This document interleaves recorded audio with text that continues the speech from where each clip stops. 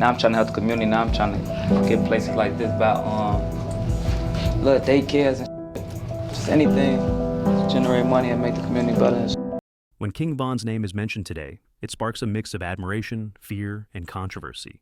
Born Dayvon Bennett, King Von was one of the most electrifying voices to emerge from Chicago's drill music scene in the late 2000s. His vivid storytelling, raw lyrics, and unapologetic authenticity quickly earned him a devoted fan base and respect in the rap industry.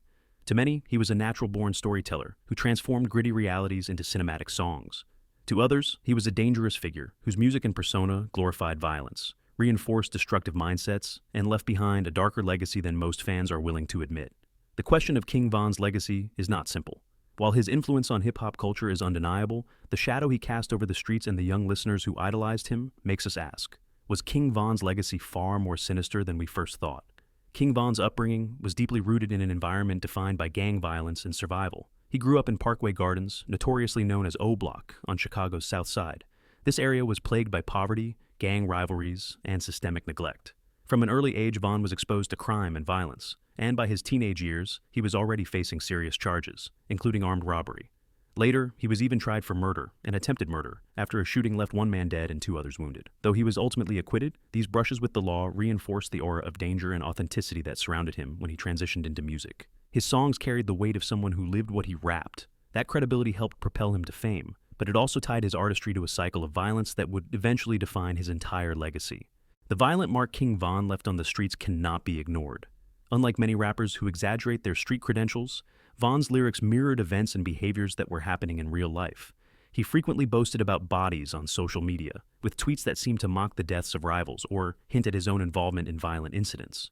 In drill culture, these references became part of his brand, a way to solidify his image as not just a rapper, but a feared street figure. What makes his case more alarming is the way law enforcement and community members later linked him, at least indirectly, to serious crimes. According to declassified FBI documents, Von allegedly offered a bounty of $50,000, later raised to $100,000, on the life of rival rapper FBG Duck. Duck was eventually murdered in a brazen daylight shooting in Chicago's upscale Gold Coast neighborhood. And though Von never faced trial for this due to his death, the allegations continue to taint his reputation. Whether or not every accusation is true, the perception is that King Von was more than a storyteller. He was a participant in the same cycle of bloodshed he turned into music. This connection between real-life violence and musical expression raises the deeper issue of influence. King Von didn't just describe violence. He dramatized it, glorified it, and packaged it in a way that made it aspirational to many young listeners. His hit song, Crazy Story, wasn't simply a rap track. It was a thrilling tale of street exploits that drew listeners in like a crime drama. Took Her to the O similarly presented betrayal, revenge, and brutality with a flair that turned grim events into entertainment. To Von's young fans, many of whom were teenagers searching for identity, his music was both captivating and instructive. The young mindset, an outlook shaped by fearlessness, aggression, and a readiness to retaliate, became normalized through his lyrics. It's the idea that proving yourself through violence, getting revenge at all costs, and never backing down are signs of strength. For impressionable youth, this mindset is seductive, but it's also destructive, pushing them towards cycles of violence that often end in either prison or death. Some of Von's most loyal fans even admit that he probably would not have lived long enough to grow out of this mindset. On online forums, fans argue that if Von had survived the fatal Atlanta shooting in 2020, he would likely have ended up serving life in prison due to his inability to separate himself from the streets. In their eyes, death almost seemed inevitable, part of the tragic destiny that comes with refusing to let go of gang life. These perspectives reveal the paradox of his influence. While people admire his authenticity, they also recognize that his choices were self-destructive. For younger fans, however, this paradox doesn't always come across. What they see instead is a figure who earned fame, loyalty, and legend status precisely because he lived and died by the streets. Beyond the music and the young mindset, several controversies continue to define King Von's posthumous legacy. After his death, a mural honoring him was painted in O Block, turning him into a symbol of pride for many in the community. However, not everyone saw it as a positive tribute. Critics argued that the mural glorified gang culture and could attract more violence. Indeed, murals in Chicago have historically been flashpoints for further shootings, as rival groups see them as challenges or as opportunities to disrespect fallen enemies.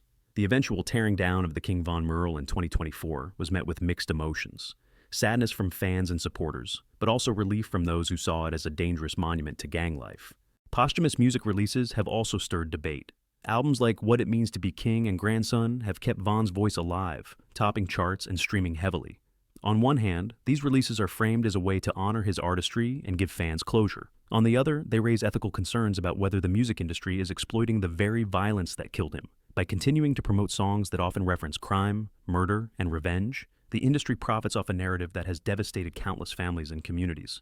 It blurs the line between commemoration and commodification, and it forces us to ask whether Von's legacy is being celebrated for his talent or monetized for his notoriety. Even more troubling is how these projects may inspire younger listeners to embrace the same destructive mindset, turning tragedy into entertainment, while further normalizing cycles of violence. Another layer of controversy lies in the continued violence associated with Von's name. In 2024, federal authorities charged 5 associates of Only the Family, the rap collective tied closely to King Von and Lil Durk, with attempting a murder-for-hire plot in Los Angeles. The alleged target was Quando Rondo, the rapper whose entourage was involved in Von's death. This case suggests that even after his passing, Von's legacy fuels cycles of retaliation and bloodshed. It shows that his influence isn't just cultural or musical, it extends into ongoing real-world violence.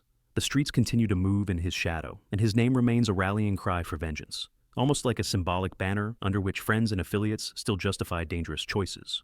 In many ways, this perpetuates the same destructive energy Von once embodied, proving that his story continues to shape events long after he is gone. This ongoing pattern highlights one of the most troubling aspects of Von's legacy, the inability to separate the man from the mythology. To his fans, he became larger than life, a legend who represented strength, loyalty, and fearlessness. But to those caught in the violent ripple effects, his name symbolizes unresolved conflict and a cycle of pain that refuses to end. Even in death, King Von has become both an idol and a weapon, invoked in lyrics, graffiti, and street conversations, as if his presence still looms. This dual identity is what makes his story so difficult to untangle. Is he an artist who deserves to be celebrated, or a figure whose memory prolongs trauma? The myth-making surrounding Von has also been amplified by social media.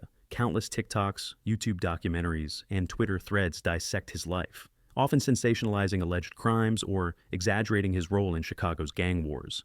Videos frame him as a modern-day outlaw, a realist rapper who embodied everything he rapped about. This portrayal may be thrilling to fans, but it distorts the harsh reality of lost lives, grieving families, and broken communities left in the wake of such violence.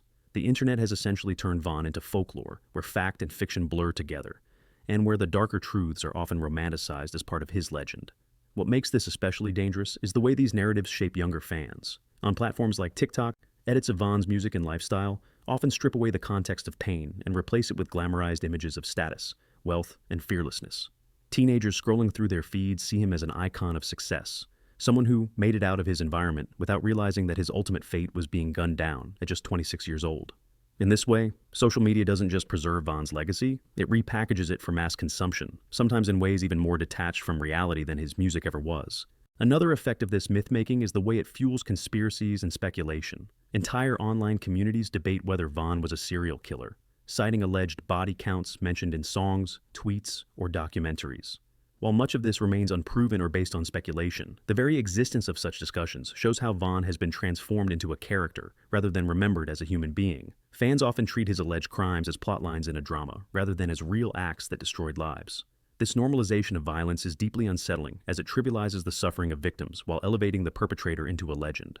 The commercialization of Von's image ties directly into this phenomenon. Record labels, streaming platforms, and even media outlets benefit from the controversy, knowing that anything tied to his name draws attention. Every posthumous release, every documentary, and every viral clip keeps his name alive, but also ensures that his legacy remains entangled with violence. For the industry, Von's story sells. It fits the archetype of the tortured, authentic street rapper, whose authenticity comes from proximity to death. Yet for communities like O'Block, and for families who have lost loved ones in these conflicts, that same story is not entertainment. It is trauma being replayed and repackaged for audiences far removed from the consequences.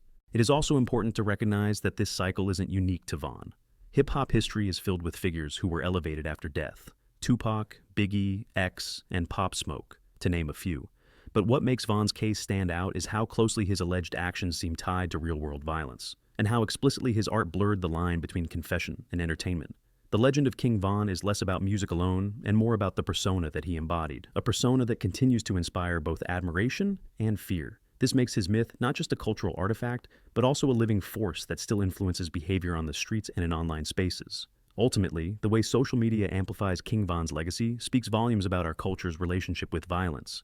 Fans romanticize his ruthlessness, documentaries sensationalize his past, and platforms profit from endless engagement. What gets lost in all of this is the sobering truth. King Von was a young man whose life ended violently, and whose story reflects cycles of pain that countless others are trapped in. By mythologizing him without acknowledging the full weight of that reality, we risk reinforcing the very mindset that took his life and continues to claim others. Anyways, that's it for this video. Be sure to like, subscribe, and comment your thoughts on the legacy of the infamous King Von.